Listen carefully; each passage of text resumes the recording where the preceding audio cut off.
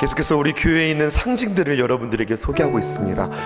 그게 그런 뜻이었구나. 그런 게 있었네. 하나하나 발견하는 재미와 기쁨이 여러분들에게 있으실까요? 뿐만 아니라 그것들을 바라보면서 그 의미들이 다시 한번 새겨지고 예배당에 들어올 때마다 이전보다 더욱더 귀한 은혜가 여러분들에게 있기를 축복합니다.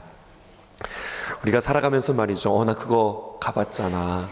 나 그거 먹어봤잖아. 나 그거 해봤잖아. 그거 만나봤는데, 같이 있어봤는데, 이런 모든 표현들을 다른 말로 뭐라고 이야기할 수 있을까요? 이걸 가리켜서 다른 말로 표현하면 경험했다는 겁니다. 내가 그것들을 경험해봤잖아. 내가 직접 맛봤잖아. 체험해봤잖아. 근데 이것을 우리의 신앙에도 그대로 한번 연결시켜 보고 싶은 거예요. 우리의 신앙을 돌아보게 되면 두 종류의 신앙이 있는 것 같아요. 그렇게 하나님을, 살아계신 하나님을 만나본 사람들이 있어요. 저 전도할 때 그렇게 이야기해요. 저 고등학교 2학년 때요, 저 하나님 직접 만났잖아요. 저 하나님 만나고 저는 제가 제 자신을 하나님 앞에 서원했던 사람이에요. 제가 그렇게 이야기하거든요. 저 정말 하나님을 만난 사람이에요. 근데 성도들 간에는 아직 그 하나님을 만났다는 것을 잘 모르고 하나님을 인격적으로 만났다, 하나님을 체험했다라고 하는 그것이 내가 체험했나? 내가 하나님을 만났나? 이거에 대해서 잘 이렇게 모르는 사람들도 있어요. 바라기는 사랑하는 성도 여러분 모두가 다 하나님을 경험할 수 있기를 주님의 이름으로 축복합니다. 세상의 종교는 한 가지로 목적되어져 있어요. 이 말 아세요? 이게 무슨 말인지 아시겠어요? 한 가지로 목적되었다. 이 말은 다른 말로 표현하면 세상 사람들이 종교를 가질 때는 어떤 목적을 가지고 그들이 종교 생활을 하는 거예요. 그러니까 이미 내가 이렇게 되었으면 좋겠다, 이렇게 되기를 바란다, 어떤 답을 가지고 어떤 꿈을 가지고 가는 거예요.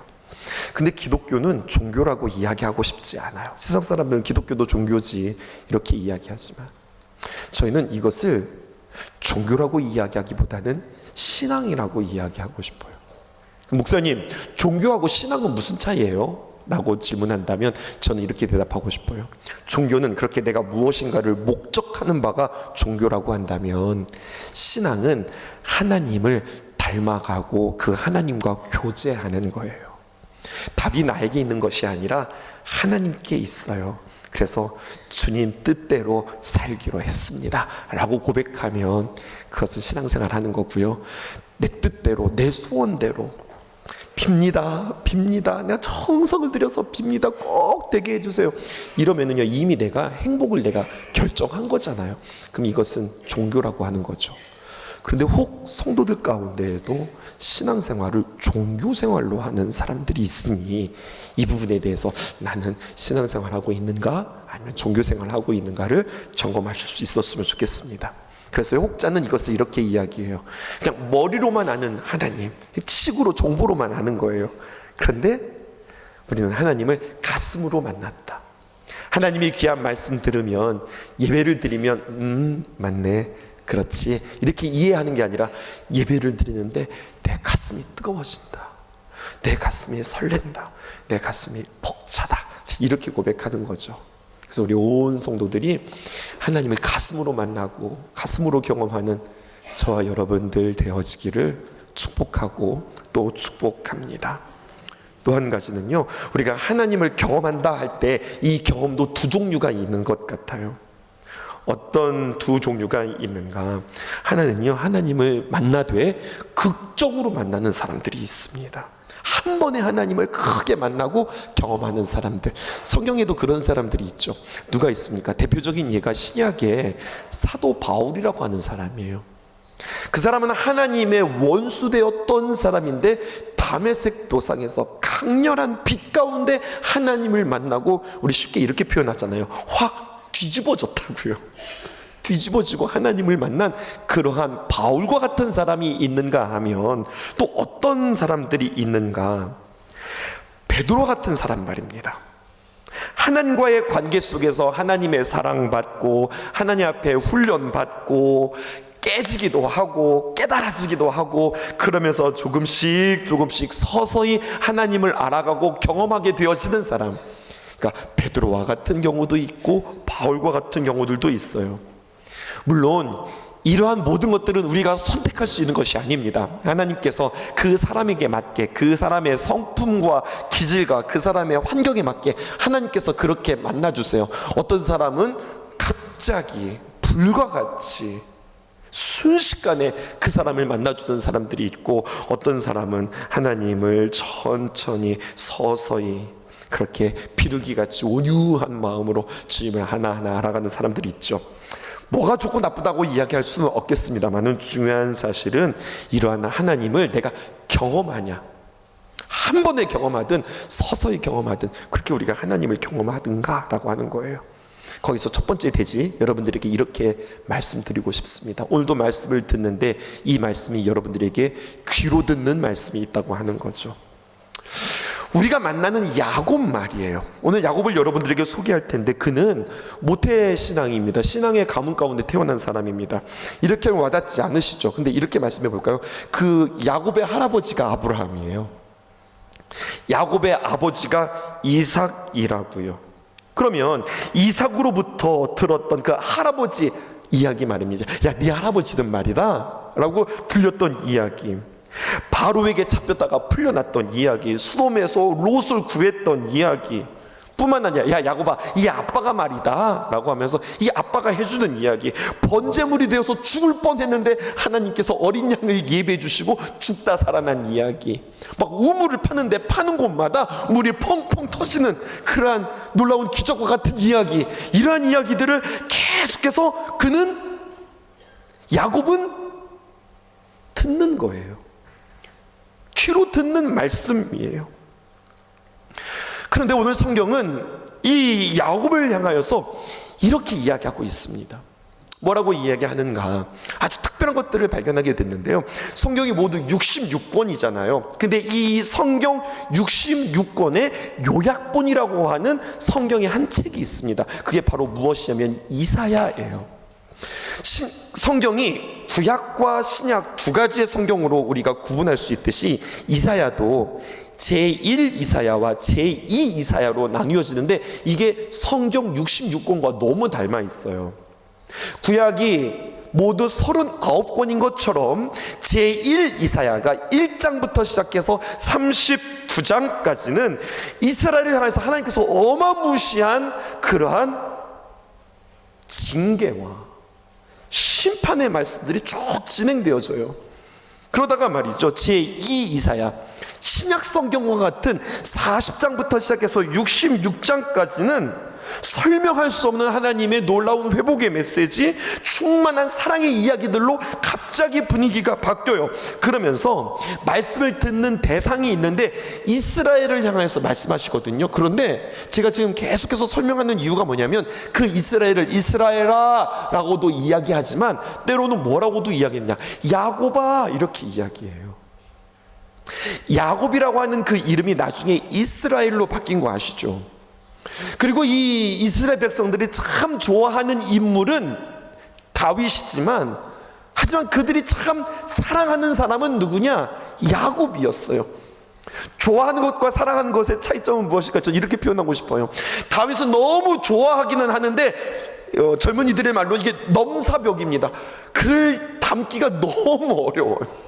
그의 탁월함과 그의 훌륭함이 너무 그 기준점이, 그 허들이 너무 높아요. 그런데 야곱이라고 하는 인물 말이죠, 너무 똑 닮은 거죠. 우리의 모습과 너무 똑 닮은 거예요. 그래서 이스라엘 백성들이 다윗은 좋아하지만 이스라엘 사람들이 야곱은 사랑했다, 그렇게 이야기해요. 그래서 나중에 그들의 나라의 이름도 다윗이라고 짓지 않고 이스라엘이라고 정하잖아요. 그런 이스라엘이에요. 그런데 제2 이사야에서 하나님께서 야곱아 또 이스라엘아 라고 불러주시는데, 그렇게 불러주시는 그 이름과 그 내용들을 보면 너무 감동적이고 하나님께서 굉장히 감성적으로 그들에게 불러주세요. 로맨시스트라고 여러분들 들어보셨죠? 우리 하나님께서 마치 사랑에 빠진 사람처럼 그렇게 야곱, 잘하는 것도 없는데 뭐 특별한 것도 없는데, 아니 약삭 빠르고 눈치 빠르고 아주 재간둥이인 그 야곱, 그를 그렇게 사랑하면서 불러주시는 이야기들이 이사야서 제2 이사야에 쭉 나와요. 그 이사야에서 이 이스라엘을 부르는 호칭 몇 가지를 한번 볼까요? 여러분 잘 아는 말씀이에요. 이사야서 41장 8절에서 10절에 이스라엘을 부르는 소리를 좀 들어보세요. 우리 하나님이 이스라엘을 부르는데 뭐라고 부르느냐? 그러나 그러니까 앞에 이야기가 있었겠죠. 어떤 이야기예요? 형편없고 못됐고 제 고집대로 향하고 자기 마음대로 살아가는 너 이스라엘아, 그러나 나는 나의 종 너 이스라엘아, 내가 택한 야곱아, 나의 벗 아브라함의 자손아, 이렇게 불러주는 거예요. 그렇게 부르더니 9절에 뭐라고 이야기하냐? 내가 땅끝에서부터 너를 붙들며 땅 모퉁이에서부터 너를 부르고 내게 이르기를 너는 나의 종이라, 내가 너를 택하였고 싫어하여 버리지 아니하였다 하였노라. 계속해서 이 야곱 이스라엘을 부르는 호칭 좀 보세요. 그리고 그 유명한 말씀이 나옵니다. 10절 두려워 말라, 내가 너와 함께함이라, 놀라지 말라, 나는 내 하나님이 됨이라, 내가 너를 굳세게 하리라, 참으로 너를 도와주리라, 참으로 나의 의로운 오른손으로 너를 붙들리라. 우리가 너무 잘 아는 말씀이죠.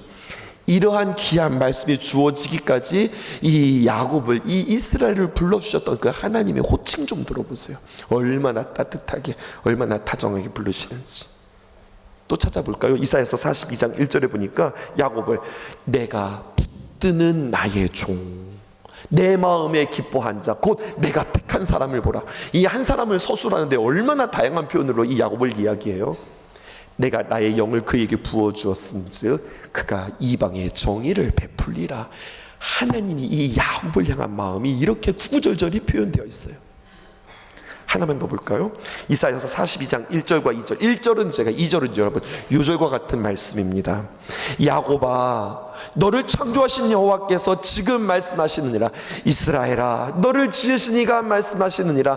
너는 두려워하지 말라. 내가 너를 구속하였고 내가 너를 지명하여 불렀나니 너는 내 것이라. 잘하는 말씀이죠. 이거 누구한테 부르는 말씀이라고요? 야곱에게. 2절 우리 함께 읽어보실까요? 시작. 내가 물 가운데로 지날 때에 내가 너와 함께 할 것이라. 강을 건널 때에 물이 너를 침몰하지 못할 것이며 내가 불 가운데로 지날 때에 타지도 아니할 것이요 불꽃이 너를 사르지도 못하리니. 제가 성경 여러 구절, 이거보다 더 수많은 야곱을 향한 마치 주님의 사랑의 세레나데처럼 야곱을 이렇게 따뜻하게 친근하게 부드럽게 불러주시는 하나님을 우리는 이사야 제2 이사야에서 발견하게 되어져요. 그런데 말이죠, 안타까운 것은 하나님은 그 야곱을 그렇게 불러주시는데 정작 야곱은 하나님을 경험하지 못했다고요. 그의 아버지 이삭 하나님을 맛보고 그 하나님 알았어요. 그의 아브라함 하나님 너무나도 잘 알았어요. 그 하나님을 잘 경험했던 자예요. 근데 야곱, 이 야곱은 하나님이 그를 그렇게 바라보시고 그렇게 불러주시는데 정작 이 야곱은 귀로 듣기만 하였지 그가 그 하나님을 경험하지 못했다고요. 머리로만 알았지 가슴으로 알지 못했다고요.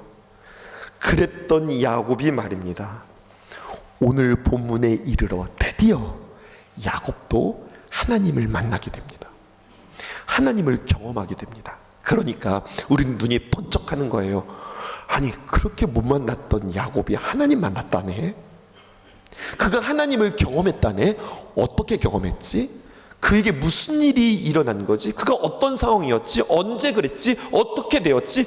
이 이야기가 오늘 성경에 그대로 다 기록되어져 있어요. 오늘 본문이 이렇게 시작합니다. 창세기 28장 10절입니다. 함께 읽어보실게요. 시작.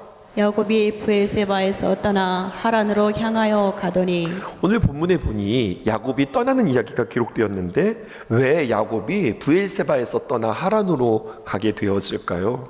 하란은 그의 외삼촌 라반의 집입니다. 그가 가는 이유가 무엇일까요? 이유는 단 한 가지입니다. 에서에게 죽임당하지 않으려고, 에서에게 화를 입지 않으려고 지금 그는 가는데 그냥 가는 게 아니라 도망가는 겁니다. 소풍 가는 게 아니라니까요. 체육대회 하러 가는 게 아니라니까요. 지금 그는 도망자로서 가는 겁니다. 야곱의 기질이나 야곱의 자라온 환경은 형 에서처럼, 형은 아주 그냥 상남자 중에 상남자입니다. 그는 야생에서 사냥하는 그러한 인생이었어요. 그런데 야곱은 어떤 사람이냐? 야생, 사냥 이런 거하고는 전혀 상관이 없는, 오히려 잡아온 사냥감으로 엄마와 함께 주방에서 요리하는 캐릭터가 바로 야곱이었다니까요. 맛있는 거 먹고 곱게 이쁘게 자란 인생, 어머니 치마 속에서 그렇게 늘 돌봄과 사랑으로 받았던 이 야곱이 난생 처음으로 집을 떠나는 상황이 벌어졌다고요. 삼촌 집으로 도망가는데 밤을 맞이합니다. 워낙에 멀어서 어쩔 수 없이 그는 노숙할 수밖에 없는 상황입니다. 그 돌판 광야에서 이 도련님이 잠을 자는데, 오늘 성경에 보니까 여러분 저 같아도 그냥 잘 것 같거든요. 어떻게든지 몸을 따뜻하게 이렇게 웅크리고 어떻게든지 잘 것 같거든요. 근데 이 도련님 좀 보세요. 평상시 이렇게 잡은 적이 없어. 일단 자려면 뭐가 필요하냐? 베개가 필요해요. 그 상황에서도 베개를 찾습니다. 베개 있어야 자는 우리 도련님 말입니다. 있어야죠. 그래서 결국 찾는다는 게, 찾긴 찾았어요. 그래도 베개는 벼야 되겠는 거죠. 무슨 베개를 찾습니까? 돌베개를 찾습니다. 여러분, 자야지, 베개 어딨어? 이렇게 해서 베개를 찾은 것이 아니라, 잠은 자야 되겠는데 잠은 잘 수 없으니 어떻게 잠이 안 오니 뭐라도 있어? 이렇게 찾아봤는데 돌이 있는 거예요. 그래서 이거라도 좀 베개 삼아서 잡을까? 근데 잠이 오겠어요? 안 오겠어요? 목사님, 목침 좋습니다. 목침 참 잘 와요. 그러는데 목침이 아니잖아요. 이런 베개, 이 야곱은 구스베개에 자꾸 잔 사람이라니까요. 잠이 안 오죠. 근데 이것이 그냥 단순히 돌베개를 베고 잤다, 이것이 아니라 여기에서 우리에게 아주 중요한 상징 하나를 보여주고 있습니다. 그것은 바로 무엇입니까? 내 맘대로 되지 않는다. 내가 잠잘 때 나에게는 베개조차 없다. 내가 무엇 하나 가질 수 없다. 그에게 있어서 지금 그는 베개를 못 갖는 것뿐만 아니라 그에게는 절망을 만나는 이야기가 오늘 성경에 기록되어져 있습니다. 우리에게도 여러분 적용해 보실까요? 혹시 여러분들 살아가면서 돌베개 베어본 적이 있으실까요? 진짜 그 돌베개를 말하는 건 아니죠? 상징적인 의미죠. 여러분, 내가 아무것도 할 수 없는 내 자신을 보게 되어진 그러한 경험이 여러분들에게 있을까요? 자기가 의지하고 믿고 기댈 만한 모든 것이 그냥 한순간에 사그라지는 그러한 경험이 있으실까요? 내가 속으로, 아니면 그냥 대놓고 그 사람 참 좋아했는데, 내가 그 사람 참 믿었는데 그 사람이 나를 배신하고 떠나는 일들이 혹시 여러분들에게 있었을까요? 야, 다른 거 몰라도 이것만 잘 되면 되겠다, 이번 한 번만 잘 되면 되겠다라고 이것만 잘 되어지기를 바랬던 그 상황이 그것만 안 됐어요. 그것으로 인하여서 내가 무너졌던 경험은 없을까요? 잘 살고 있었는데요, 갑자기 나에게 통보처럼 다가온 사실, 당신은 불치병입니다, 이렇게 진단받았을 때 우리의 마음속에서 아무것도 할 수 없는 이 무능력함을 여러분들 마주한 적이 있을까요?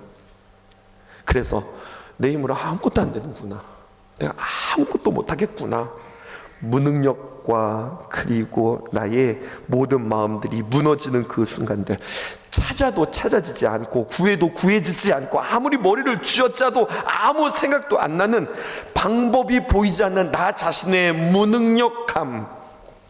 근데 오늘 성경은 이렇게 이야기하고 있어요. 야곱이 그러한 상황에 몰리자 드디어 하나님을 만나게 되었다. 하나님을 경험하게 되었다. 성경이 이것을 우리에게 이야기하고 싶어요. 앞에서 여러분 말씀드렸죠. 두 종류의 신앙이 있다고요. 머리로 아는 신앙이 있고 가슴으로 만난 신앙이 있다, 이렇게 표현했죠. 저는 저의 언어로 이렇게 표현하고 싶어요. 한번 띄워주실까요? 귀로 듣는 신앙이 있고 눈으로 보는 신앙이 있다. 귀로 듣는 말씀이 있고 눈으로 보는 말씀이 있다. 귀로 듣는 하나님은 누군가 만난 그 하나님을 내가 그냥 아는 것뿐이고, 눈으로 보는 하나님은 내가 직접 만난 하나님이다. 이걸 여러분들에게 소개하고 싶어요. 이 문장이 어디에서 나왔느냐? 다음 본문에서 나왔습니다. 두 번째, 눈으로 보는 말씀이기를 주님의 이름으로 축복합니다. 목사님, 당연히 눈으로 말씀을 보죠. 아니요, 그게 아니라 하나님의 역사, 하나님의 카이로스, 하나님의 역사에 대해 하나님께서 운행하시는 것을 내가 직접 눈으로 보았습니다, 경험했습니다. 이 고백인 겁니다. 어떻게 이 하나님을 만날 수 있을까요? 에서를 여러분들에게 소개할게요. 에서 부족함이 없는 사람, 사냥 잘합니다. 힘도 있습니다. 능력도 있습니다. 밖에 나가면 사냥감 가지고 오는 거, 이건 일도 아닙니다. 사냥 잘했구나 생각하지만 여러분, 그 당시에 남자가 할 수 있는 모든 것들을 다 할 수 있는 사람이 바로 에서였습니다. 마음 먹는 대로 다 할 수 있었어요. 그런데 야곱은요, 가출한 뒤에 자신이 할 수 있는 것들이 아무것도 없어요. 그런데 성경 우리가 28장을 읽고 있잖아요. 28장에 계속해서 반복되어지는 표현이 있었습니다. 그것은 바로 뭐냐? 보았다, 본즉, 바라본즉, 이러한 표현들이 계속해서 반복됩니다. 그런데 그냥 반복되는 게 아니라 두 가지를 비교해서 반복합니다. 누구냐? 첫 번째, 에서가 보았다, 에서가 본즉, 에서가 본다. 에서의 시선을 우리에게 이야기하고, 또 야곱이 본즉, 야곱이 보았다, 야곱의 시선에 대해서 이야기하면서 둘 다 보았는데 너무나도 다른 방향성으로, 너무나도 다른 각도로 보고 있다는 것을 우리에게 이야기해 주고 있어요. 그러면서 성경은 우리에게 도전합니다. 여러분들도 보고 계십니까? 그럼 여러분들은 에서처럼 보고 있습니까? 아니면 야곱처럼 보고 있습니까? 이것을 지금 질문하는 거예요. 보십시다. 창세기 28장 6절 3반절입니다. 성경에 에서가 본즉 이렇게 기록되어 있죠. 함께 읽어보실까요? 시작. 에서가 본즉 이삭이 야곱에게 축복하고 그를 밧단 아람으로 보내어 거기서 아내를 맞이하게 하였고. 에서가 보는데 지금 어떻게 보느냐? 입이 이만큼 나와서 보는 겁니다. 무엇을 보았나 보세요. 야곱이 말이에요, 그의 아버지 이삭으로부터 지금 그가 축복을 받아요. 축복 기도를 받아요. 그리고 지금 이 야곱을 밧단 아람으로 이 아버지가 보냅니다. 여기가 하란이거든요. 하란의 또 다른 이름이거든요. 그리고 왜 보내는가? 옆에서 가만히 보니까 거기서 아내를 맞이하려고 하는 그러한 상황들이 다 그 눈에 보이게 되어지는 거예요. 그러니까 지금 이 에서가 옆에서 무엇을 보았는가? 아버지가 지금 야곱을 보내시는데 그냥 보내시는 게 아니라 지금 장가를 보내려고, 결혼시키려고 보내네, 이것을 보는 겁니다. 그런데 에서가 보아야 하는 게 있었습니다. 그것은 바로 뭐냐? 야곱을 지금 외삼촌 라반의 집에 가서 거기서 결혼하게 하는, 그냥 장가들 때가 되어서 그를 지금 장가 보내려고 보내느냐? 이러면 그게 아니라 사실은 영적인 맥락이 있었던 거예요. 아버지 이삭 말이에요. 그러니까 야곱의 어머니 리브가, 에서의 어머니 리브가 말이에요. 리브가의 이야기를 지금 하고 있는 겁니다. 아버지 이삭이 리브가를 만날 때에 그는 그 아버지, 그러니까 할아버지죠, 아브라함이 그 이삭에게 했던 이야기가 있습니다. 다른 것 말고 너는 이방 여자하고 만나면 안 된다. 믿음의 반열 가운데 있는 사람이어야 한다. 그 종행 엘리에셀에게 그 아내감 리브가를 데려오라고 이야기했는데 그냥 데려오라고 가지고 내가 손 내밀어서 내 허벅지 밑으로 손을 집어넣어, 이렇게 이야기했어요. 근데 여러분, 그 허벅지가 그냥 그 허벅지가 아닌 거 아시죠? 남성의 중요한 부위 아래 손을 집어넣으라는 거예요. 이게 좀 망측한, 이게 무슨 일이에요? 이게 그 당시의 문화였고 풍습이었는데, 그것은 뭐냐면 너 생명 걸고 나한테 맹세, 너 목숨 걸고 나에게 맹세. 그게 바로 성경은 완곡하게 표현했는데요, 내 허벅지에 손을 놓고 너 맹세해라. 이 종에게 이야기하는 거예요. 무엇을 맹세하느냐? 너는 가서 이삭의 아내감을 구하는데 하나님을 경외하고 신앙이 있는 사람 데리고 와라. 이렇게 해서 만난 게 이삭과 리브가였어요. 이삭이 이제 야곱에게 너는 사람을 만나는데 어떻게 만나느냐? 예쁜 사람, 똑똑한 사람, 내 눈에 보기 좋은 사람이 아니라 신앙 있는 사람, 하나님을 경외할 줄 아는 사람 만나야 된다. 이것을 그에게 가르쳤는데, 에서는 그걸 보는 게 아니라 무엇을 보느냐? 아버지가 이삭만 예뻐하시네, 이걸 보는 거예요. 영적인 의미를 놓친 거예요. 그리고 에서가 하나를 더 봅니다. 무엇을 보나 보실까요? 창세기 28장 8절입니다. 8절 제가 9절 여러분들이 볼게요. 에서가 또 본즉, 또 보았어요. 무엇을 보았느냐? 가나안 사람의 딸들이 그의 아버지 이삭을 기쁘게 하지 못하는지라. 잠깐 설명하고 갈게요. 가나안 사람의 딸들이라고 그랬는데요, 이미 지금 이 에서는 장가 갔어요. 그 한 사람도 아니에요. 자신의 부인이 둘 그 이상인데요, 보니까 이 자신의 부인들이 누구냐? 가나안 사람들인 거예요. 이방 사람들인 거예요. 근데 우리 아버지가 우리 며느리들을 기뻐하지 않는 겁니다. 그러자 이 에서가 9절 이렇게 선택합니다. 시작. 이에 에서가 이스마엘에게 가서 그 본처들 외에 아브라함의 아들 이스마엘의 딸이요 느바요스의 누이인 마할랏을 아내로 맞이하였더라. 이삭이 자신의 아내, 즉 며느리들에 대하여서 기뻐하지 않으니까 우리 며느리들 이뻐하지 않으시네, 어디 있지? 또 생각해서 에서가 이번에는 이스마엘에 가서 그 본처 외에 아브라함의 아들 이스마엘의 딸이요 또 느바요스의 누인 마할랏이라고 하는 여인을 데리고 와서 이 여자 데리고 우리 아버지 좋아하시겠다 하고서 아내를 맞이하러 오는데, 여기서 질문. 이렇게 보면 에서가 엄청 효자인 것 같죠? 어떻게든지 우리 아버지 마음을 저렇게 기쁘게 해드려야 되겠다 생각하는데, 아니요. 그 에서의 마음 가운데는 이런 마음이 있는 겁니다. 우리 아버지의 마음이 기뻐야, 우리 아버지의 마음이 흡족해야 나를 위해서 복 주시고 나를 위해서 축복 기도해 주시지. 거기에 시선이 있는 겁니다. 그래서 선택한다는 것이 뭐 어떻게든지 좋아요. 믿음의 사람 데리고 오면 좋겠는데 그의 선택을 보니 또 믿음에서 벗어난 하나를 털썩 데리고 오는 겁니다. 여러분, 이것이 에서의 한계입니다. 보기는 봅니다. 그런데 무엇을 봅니까? 땅의 욕심으로 보는 거예요. 왜요? 자기가 할 수 있거든요. 자기에게 능력이 있거든요. 자신이 부족하지 않거든요. 마음만 먹으면 다 데리고 올 수 있는 거거든요. 그런데 이 모든 근원이 어디에 있느냐? 세상의 욕심으로 땅의 것들을 바라보며 그는 계속해서 잘못 선택하는 모습들을 성경이 우리에게 이야기하고 있으면서 성경은 우리에게 턱하니 질문합니다. 당신은 야곱입니까? 당신은 에서입니까? 목사님, 저 야곱이죠. 아니요, 다시 한번 생각해 보세요. 당신은 에서입니까? 당신은 야곱입니까?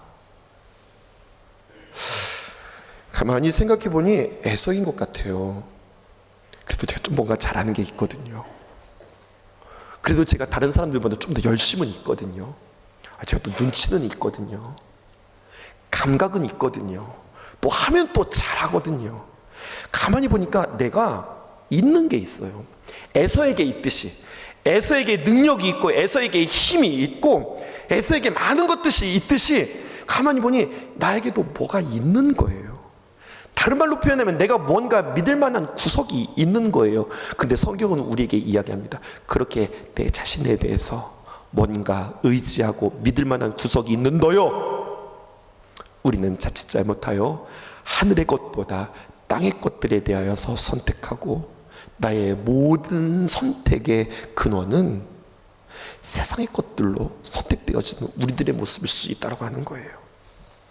그러면서 다시 한번 야곱을 우리에게 소개합니다. 가출한 이후 베개조차 없어 돌베개를 자신의 베개로 삼고 아무것도 없어서 그렇게 벌벌 떨고 있는 그 야곱이 봅니다. 무엇을 보나 보실까요? 창세기 28장 11절입니다. 한 곳에 이르러는 해가 진지라. 거기에 유숙하려고 그가 집을 떠나서 밤을 맞이한 그 이야기입니다. 그곳에 한 돌을 가져다가 베개를 삼고 거기 누워 자더니, 돌베개 삼는 장면입니다. 그때 12절입니다. 시작. 꿈에 본즉 사닥다리가 땅 위에 서 있는데 그 꼭대기가 하늘에 닿았고 또 본즉 하나님의 사자들이 그 위에서 오르락 내리락 하고. 야곱이 봅니다. 야곱이 보는데 달리 보죠. 무엇을 봅니까? 사닥다리가 땅 위에 서 있는 것을 봅니다. 그리고 그 꼭대기가 하늘에 닿은 것을 봅니다. 비몽사몽간에 그는 영적인 것을 보게 됩니다. 또 봅니다. 그냥 그 사다리만 있는 것이 아니라 하나님의 사자들이 그 위에서 오르락 내리락 하는 것들을 보게 되어집니다. 이것만 보았을까요? 또 봅니다. 13절 보실까요? 시작. 또 본즉 여호와께서 그 위에 서서 이르시되 나는 여호와니 너의 조부 아브라함의 하나님이요 이삭의 하나님이라. 내가 누워있는 땅을 내가 너와 내 자손에게 주리니. 결국 야곱은 세 가지를 봅니다. 첫 번째, 사닥다리를 보았고요. 두 번째, 그 사닥다리에 오르락 내리락 하는 천사를 보았고요. 세 번째, 그 끝을 보았더니 여호와 하나님께서 그 위에 서서 그에게 말씀하시는 그 광경을 봅니다. 그런데 그 하나님을 보는 게 중요한 것이 아니라 그 하나님께서 지금 그 야곱에게 말씀하시는데 뭐라고 말씀하시느냐. 13절 다시 한번 띄워주실까요? 나는 여호와니 너의 조부, 다시 말해서 너의 할아버지의 하나님이요 이삭의 하나님, 너의 할아버지의 하나님, 너의 아버지의 하나님이라. 내가 누워있는 땅을 내가 너와 내 자손에게 주리니. 내가 너와 내 자손에게, 계속해서 야곱 너에게 라고 하면서 하나님께서 그에게 직접 말씀하시는 내용이 오늘 성경에 기록되어져 있어요. 그리고 이것을 언제 그가 체험했다고요? 나의 무능력함 속에서, 내가 아무것도 할 수 없는 속에서, 나 이제 어떻게 사나? 내가 다음을 어떻게 걸어가야 되나? 막막한 상황 속에서 그가 무엇을 보느냐? 어디 나에게 도움 줄 사람 없는가? 어디 정보가 없는가? 이것들을 보기 이전에 먼저 그는 하늘을 바라보고 사닥다리를 보고 올라갔다 내려갔다 하는 천사를 보고 그 끝에 계신 우리의 하나님을 보는데, 그 하나님이 뭐라고 이야기하냐? 야곱아, 너 이제까지 할아버지가 이렇게 살았대, 아버지가 이렇게 살았대, 귀로만 들었던 하나님이었지. 이제 너 보았니? 이제 네 눈으로 보았니? 그리고 네 눈으로 본 그 하나님의 말씀을 너는 들었니? 오늘 주님께서 우리에게 이렇게 말씀하시는 거예요. 우리도 마찬가지예요. 교회학교부터 시작하여서 중고등부, 청년부에 이르기까지 성경 이야기, 수련회 다니면서, 수련회에서 딴 이야기 하는 게 아니죠. 하나님의 귀한 말씀 듣고 성경 필사하고 골든벨 대회 나가고 성경이란 성경들은 다 듣고 좋고 그것으로 상도 받고 즐거워했고 은혜도 받았지만, 오늘 다시 한번 성경이 우리에게 이렇게 이야기합니다. 그 하나님을 너는 경험했니? 언제 경험했니? 너가 지금 힘드니? 너에게 지금 절망이니? 내 앞이 깜깜하니? 그러면 하나님의 은혜를 경험할 때란다. 오늘 주님께서 우리에게 이렇게 말씀하시는 거예요. 마지막 결론입니다. 그러면 사닥다리는 무엇인가? 하늘과 땅을 잇는 사닥다리라는 겁니다. 적용해 보실게요. 야곱의 사닥다리, 이것이 우리에게 중요한 상징인데 이게 무엇을 우리에게 말하는 걸까요? 야곱이 도망자의 신세로 모든 것들이 끊어졌던 밤, 돌베개에 베고 그 누웠던 자리에서 보았던 사닥다리는, 와, 하늘에서부터 땅까지 그냥 사닥다리로 쭉 연결되어져 있네. 신기하네. 와, 천사들이 왔다 갔다 하네. 그 끝에 하나님 계시네. 여러분, 이것을 의미하는 걸까요? 그냥 이 환상을 우리에게 이야기하는 걸까요? 성경은 도전합니다. 당신에게 오늘 이 땅에서 하늘까지 연결되어진 사닥다리는 무엇입니까? 그리고 성경은 우리에게 이야기해요. 그 사닥다리는 바로 예수 그리스도십니다. 우리에게 이야기합니다. 우리 알고 있어요. 무엇을 알고 있습니까? 우리가 하나님을 만나는 유일한 길, 그 길은 예수 그리스도라고 우리는 알고 있어요. 예수님 앞에 나와 그 하나님을 경험하는 법, 그 사닥다리를 보며 하늘과 땅에 연결되어져 있는 그 다리를 보며 우리가 먼저 고백해야 할 것은, 나의 소망, 나의 힘, 나의 능력은 하늘에서 내려옵니다. 근데 그 하늘에서 내려오는 능력을 내가 어떻게 경험할 수 있습니까? 오직 예수님으로만 경험할 수 있습니다. 그러면 그 예수님을 경험한다는 것은 무엇입니까? 예수님 앞에 서면, 보석 십자가 앞에 서면, 그 십자가를 든든히 붙잡고 있는 그 기도의 손 앞에 서면 야곱과 똑같은 소리를 하는 거예요.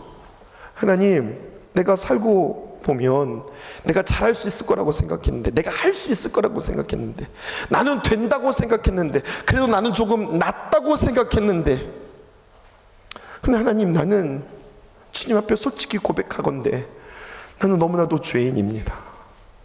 내가 할 수 있는 것들이 아무것도 없습니다. 내가 너무나도 부족합니다.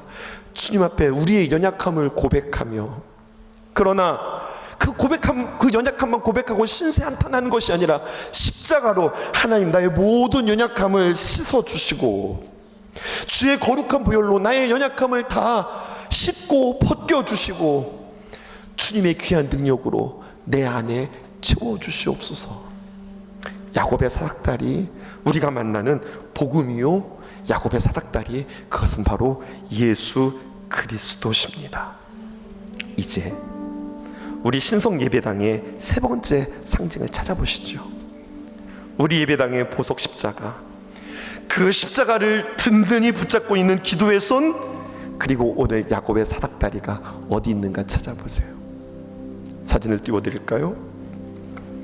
십자가 뒤편에 있는 하얀 음영은 이 땅에서 천국으로 향하는 사닥다리를 상징화한 것입니다.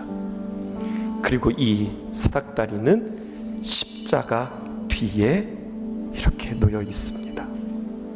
중요한 타이밍이에요. 그냥 멋있으라고 이렇게 된 줄 알았는데, 우리 교회 그 리모델링 하시는 우리 현정혁 권사님한테 이 문양이 뭐냐고 그랬어요. 규칙적인 문양이 아니라 점점 올라갈수록 이 크기가 작아져요. 이게 뭐냐고 그랬어요. 이 센치를 싹 다 재달라고 그랬어요. 그랬더니 규칙적으로 이렇게 작아지면서 아래에서 위로 바라보았을 때 이 사닥다리 모양이라고 하는 거예요. 그렇구나. 십자가 뒤편에 켜켜이 새겨진 흰빛 문양, 그것이 바로 하늘과 이 땅을 맞닿는 야곱의 사닥다리, 그리고 그것은 또 다른 예수 그리스도를 우리에게 상징합니다. 우리 눈에는 멋있게 보이려고 하는 장식처럼 보였지만 하나님의 눈으로 땅과 하늘을 잇는 복음의 상징입니다. 이제 이 이야기에서 우리의 자신들을 다시 한번 대입해보고 오늘 함께 기도하고 마치기 원합니다. 이제까지는 내가 그래도 좀 똑똑해서, 내가 눈치 있고, 내가 재치가 있어서, 그래도 내가 순발력이 있고, 그래도 내가 판단을 잘해서, 그래서 인생 잘 풀렸지 생각할지 모르겠습니다. 하지만 여러분, 우리 인생은 다릅니다. 어른들 붙잡고서 목사님 이제 인생 살만합니다 라고 말씀하시는 분 단 한 번도 들어본 적이 없습니다. 왜냐하면 어제와 오늘이 또 다르고 오늘과 내일이 또 다르고 우리가 보장할 수 없기 때문에 그렇습니다. 단순하지 않는 우리의 인생, 내 힘으로 다 될 것 같다고 생각했는데 그것들이 다 무너지는 그 순간에 비로소 사닥다리 꼭대기에서 말씀하시고 우리에게 찾아오시는 그 주님을 우리는 다시 만나게 되어지는 겁니다. 그 순간 우리는 고백하죠. 무엇을 고백합니까? 주님, 나에게 사닥다리가 필요합니다. 주님, 나에게 예수 그리스도가 필요합니다. 야곱의 사닥다리 그 아래에서 하나님을 만났듯 우리의 인생의 한복판에서 주님 만날 수 있었으면 좋겠습니다. 질문해 볼까요? 이 사닥다리는 야곱이 세운 걸까요? 아니면 하나님께서 내려주신 걸까요? 하나님께서 내려주신 거죠. 독생자 예수 그리스도를 우리에게 구원 주시기 위해서 이 땅에 내려보내 주셨던 것처럼, 사닥다리를 우리에게 내려주셨던 것처럼, 나 힘들고 어렵고 고통스러울 때 나 무엇 바라보지? 또 아까 헌금 기도 시간에도 여러분들 함께 기도했지만 너무 감사하지 않아요? 여러분, 저희 삶들을 돌이켜보면 너무너무 감사해요. 오늘도 맛있는 밥, 흰쌀밥, 고깃국에 우리 흰쌀밥을 많이 먹을 거예요. 더 드시라고 떡도 주시고 먹을 것이 풍성하고 즐겁고 재밌고 상품 여러분들 하나씩 다 하나씩 받아들이고, 이런 풍성함으로 우리 풍성함이 우리에게만, 그것만이 우리에게 만족은 아니지만 이런 행복이 우리에게 얼마나 있는지, 참 어렵고 고통 속에서 막막함 속에서도 하나님 기억하지만 또 한 번 도전합니다. 이 행복함 속에서, 이 즐거움 속에서도 우리는 하나님 기억하고, 저 멀리 한 구석에서 고통당하고 외면당하고, 그리고 전쟁 속에서 기아 속에서 몸서림치고 있는 그들도 우리는 잊지 말자고, 그 시선도 우리 잊지 말자고 오늘 여러분들과 함께 도전하고 싶었습니다. 오늘 체육대회 말씀의 무게는 조금 무거웠죠. 하지만 너무나도 중요한 이야기에 여러분들과 함께 나누었고, 이제 다음 주 가장 중요한 우리 교회 상징 여러분들에게 소개하고 상징 시리즈 마지막 마무리하려고 합니다. 기대하시며 다음 주 만나기를 원하고요. 오늘 맛있게 식사하시고 함께 행복한 귀한 시간 되었기를 원합니다. 함께 자리에서 일어나서 주의 아름다움은 말로다 영원할 수 없고